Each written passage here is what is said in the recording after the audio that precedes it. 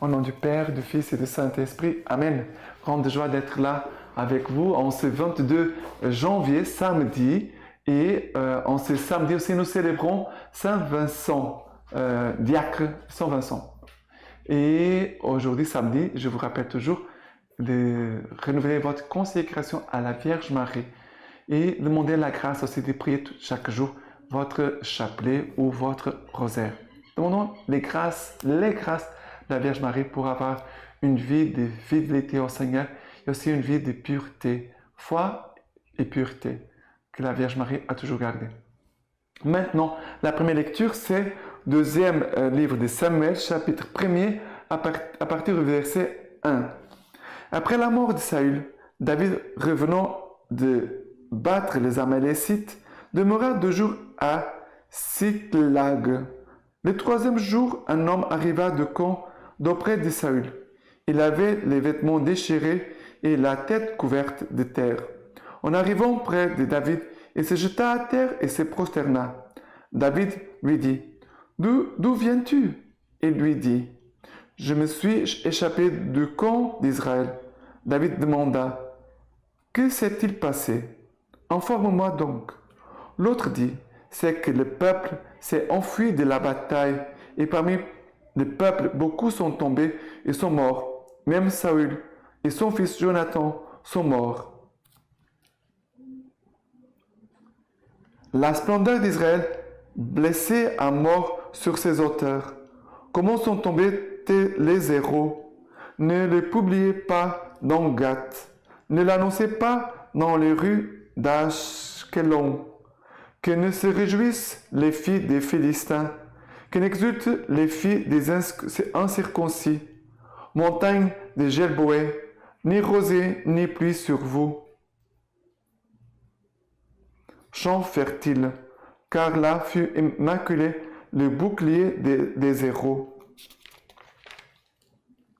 Saül et Jonathan, aimés et charmants, dans la vie et dans la mort, ne furent pas séparés. Ils étaient plus rapides que les aigles, plus forts que les lions. Filles d'Israël, pleurez sur Saül, qui vous revêtait d'écarlate et des parures, qui accrochait des joyaux d'or à vos vêtements. Comment sont tombés les héros au milieu du combat? Jonathan blessé à mort sur tes auteurs. Que de peine j'ai pour toi, mon frère Jonathan. Tu avais pour moi tant de charme. Ton amitié m'était plus merveilleuse que l'amour des femmes. Comment sont tombés les héros et anéantis les armes de guerre. Alors, ici, dans ce chapitre, on voit David qui apprend la mort de Saül et aussi de son fils Jonathan, on peut dire un frère et un grand ami de David. Jonathan était un frère et un ami, un grand ami de David. D'ailleurs, c'est grâce aussi à Jonathan que David a pu aussi épargner sa vie parce que Saül, à un moment, voulait le tuer. Et c'est Jonathan qui a supplié son père, qui a parlé du bien de David, qui a parlé de la vérité. Et David n'a pas inventé des choses et qui a aussi aidé David à vivre cette réconciliation avec le roi Saül. Voilà. Ici, on pourrait parler de la vraie amitié en Dieu. Une vraie amitié en Dieu, c'est voir par le fruit qu'elle produit dans notre vie. C'est cette amitié produit des vies de sainteté, d'union à Dieu, de radicalité dans la vie, en vivant l'évangile, dans une vie vraiment correcte et droite devant Dieu et devant les hommes. Alors, ça, c'est une vraie amitié. Et on doit penser, quels sont tes amis? Quels sont les amis que tu as? Est-ce qu'ils t'amènent vers Dieu, dans cette fidélité à Dieu, dans une vie correcte? Et c'est pour cela que ici, on y trouve et David qui va faire l'éloge sur Saül et Jonathan, et il va dire comment sont tombés les héros au milieu du combat. Jonathan blessé à mort sur tes auteurs. Que des peines j'ai pour toi, mon frère Jonathan. Tu avais pour moi tant de charme. Ton amitié m'était plus merveilleuse que l'amour des femmes. Comment sont tombés les héros et anéantis les armes de guerre. Et on pourrait dire les vrais amis qui sont unis dans les combats pour que la volonté soit faite. Si quelqu'un vient me dire, et je ne sais pas, je pense à des garçons, des filles, ah, moi je veux être prêtre, je veux être consacré. Ah non, non, non, il faut que tu restes ici. Ce n'est pas une vraie amitié. On doit s'aider les uns les autres à accomplir la volonté de Dieu et à suivre le chemin de Dieu. Voilà que ici nous parle de cette amitié, mais en même temps du combat. De dire, nous devons vraiment demander à la grâce au Seigneur de vivre bien tous nos combats. Sinon, si on ne vit pas bien nos combats, on peut se trouver anéanti, on peut se trouver par terre. C'est pour cela qu'on doit toujours demander la sagesse, le discernement de l'Esprit Saint pour nos combats et aussi d'avoir les armes correctes pour nos combats. Et c'est pour ça que nous avons besoin de la parole de Dieu et aussi de l'accompagnement spirituel. D'avoir toujours quelqu'un qui puisse donner des bons conseils pour pouvoir avoir de bonnes amitiés, de combattre le bon combat que nous avons amené et aussi vraiment d'avoir une vie de sainteté, de correspondance à l'amour de Dieu. Ok? Voilà. Et maintenant, le psaume d'aujourd'hui, c'est le psaume 80.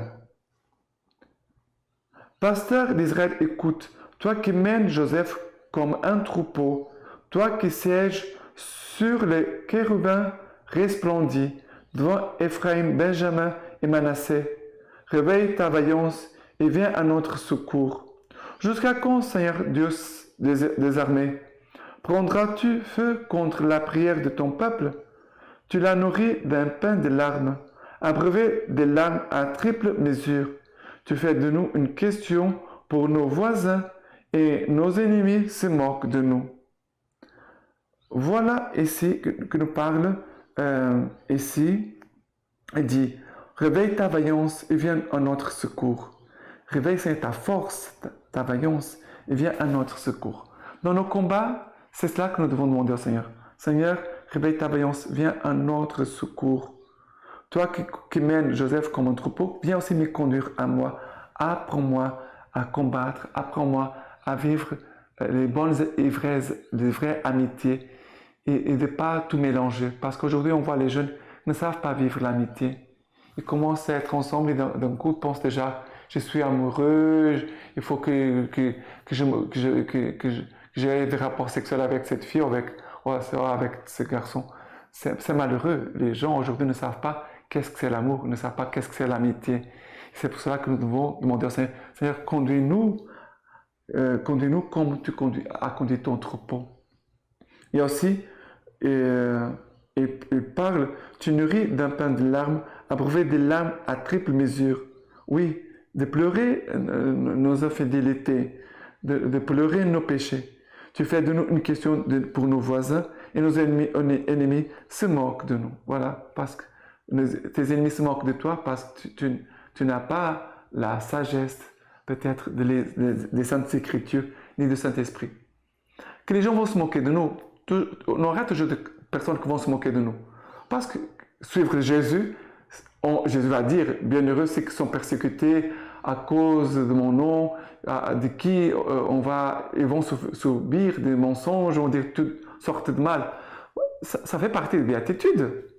Mais que nous puissions vraiment, non pas seulement se faire moquer par les autres vont se moquer de nous, mais que les démons ne se moquent pas de nous non plus. C'est ça le pire.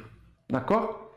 Et maintenant, l'évangile d'aujourd'hui, c'est Marc chapitre 3 à partir du verset 20. Marc 3 à partir du verset 20. Il vient à la maison et de nouveau la foule se rassemble au point qu'il ne pouvait pas même manger du pain. Et les siens, l'ayant appris, partirent pour se saisir de lui, car il disait, il a perdu le sens. Il a perdu le sens. Voilà. Les gens vont se moquer de Jésus, vont dire, il a perdu le sens, mais il a perdu la tête. Mais Jésus n'a pas perdu la tête. Mais Jésus ne vit pas en fonction de ces personnes et de ses commentaires. Il y a des gens qui sont toujours attachés aux commentaires des autres. Qu'est-ce que les autres disent de moi? Est-ce qu'ils disent de bien? Est-ce que je suis agréable pour eux? Non, non, non, non, non, non. Regarde, ton souci, ça doit être, est-ce que le Seigneur se plaît de moi? Le Seigneur se réjouit de moi? Le Seigneur est content de moi? Ça, c'est très important. Mais regardez, ils disent qu'ici, Jésus dit que Jésus revient avec ses disciples au point qu'ils ne pouvaient pas même manger du pain.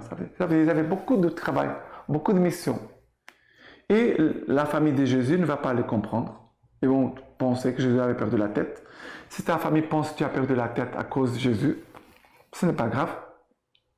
Mais que tu puisses avoir la certitude, c'est pour cela qu'on ne marche pas seul, on marche toujours ensemble avec l'Église. Nous avons des frères et sœurs dans la foi, nous avons aussi un accompagnateur spirituel pour nous certifier que nous marchons vraiment selon la volonté de Dieu. Et après je suis tranquille, j'ai fait la volonté de Dieu. Et c'est cela, pour moi, le plus important. Parce que si je fais la volonté de Dieu, mon cœur est en paix. Si je ne fais pas la volonté de Dieu, mon cœur n'est pas en paix. Ok? Et maintenant, par rapport au document, le don de la fidélité, la joie de la persévérance. Nous sommes au numéro 37 et 38. Co-responsable de la fidélité du frère et de la sœur. On parlait ce matin. Je ne suis pas seulement fidèle pour moi, mais ma fidélité aide aussi mes frères et sœurs. Numéro 37. L'instruction, la vie fraternelle en communauté, congregavit nos in unum Christi amor. Je vais répéter. Congregavit nos in unum Christi amor. C'est un document aussi. Marque la pleine maturation de la valeur fondamentale de la vie en commun, comme soutien et garantie de la persévérance. La qualité de la vie fraternelle, lit-on dans l'instruction, a aussi un fort impact sur la persévérance de chaque religieux. De même que la mauvaise qualité de la vie fraternelle a souvent été utilisée comme motif de nombreux abandons, de même, la fraternité vécue et constitue encore un soutien valable pour la persévérance de beaucoup. Ça veut dire que si un homme, dans son mariage, il est fidèle, il va aussi aider les autres couples à être fidèles. Un religieux ou un prêtre qui est fidèle, on va aussi aider les autres prêtres et les autres consacrés à être fidèles.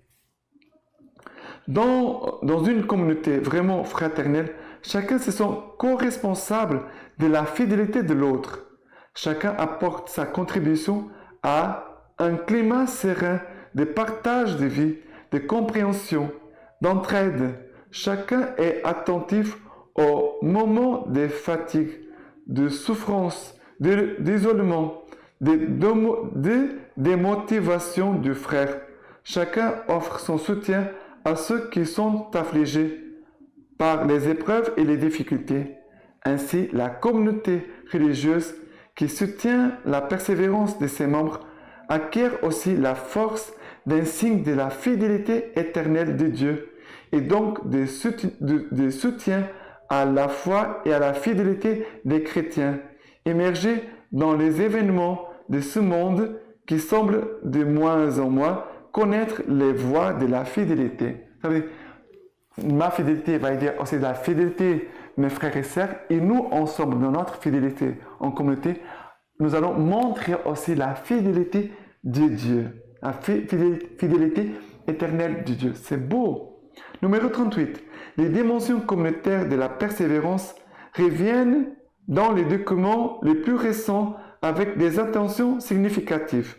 L'instruction répartir du Christ voit précisément dans la formation les domaines directs de l'engagement persévérant de l'institut et de la personne consacrée. Enfin, l'instruction, les services de l'autorité et l'obéissance confie au supérieur comme garant et promoteur d'une vie fraternelle authentiquement vécue selon l'Évangile, les soins et l'intercession pour la persévérance de chaque religieux qui lui est confié. Voilà un autre document qui parle aussi du supérieur comme garant et promoteur d'une vie fraternelle authentiquement vécue selon l'Évangile, les soins et l'intercession pour la persévérance de chaque religieux qui lui a confié. Ça veut dire aussi, je me sens responsable de prendre les soins et l'intercession pour la persévérance aussi de mes frères et sœurs.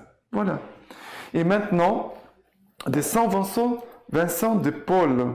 Voilà, Saint Vincent de Paul, qui, dans la lecture patristique d'aujourd'hui, nous dit « Dieu vous a fait la grâce à l'égard du Christ, dit Saint Paul, non seulement de croire en lui, mais encore de souffrir pour lui. Les diacres Vincent avaient reçu l'un et l'autre, et gardé l'un et l'autre, car s'ils ne les avaient pas reçus, qu'auraient-ils gardé? Et gardé confiance en parlant, et garder patience en souffrant.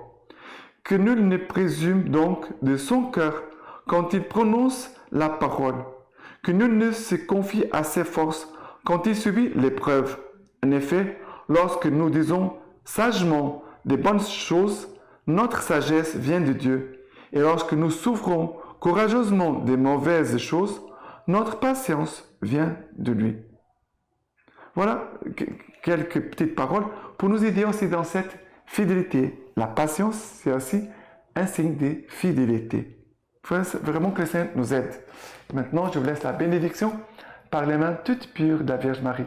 Que les Dieu Tout-Puissant vous bénisse et vous garde, le Père, le Fils et le Saint-Esprit. Amen.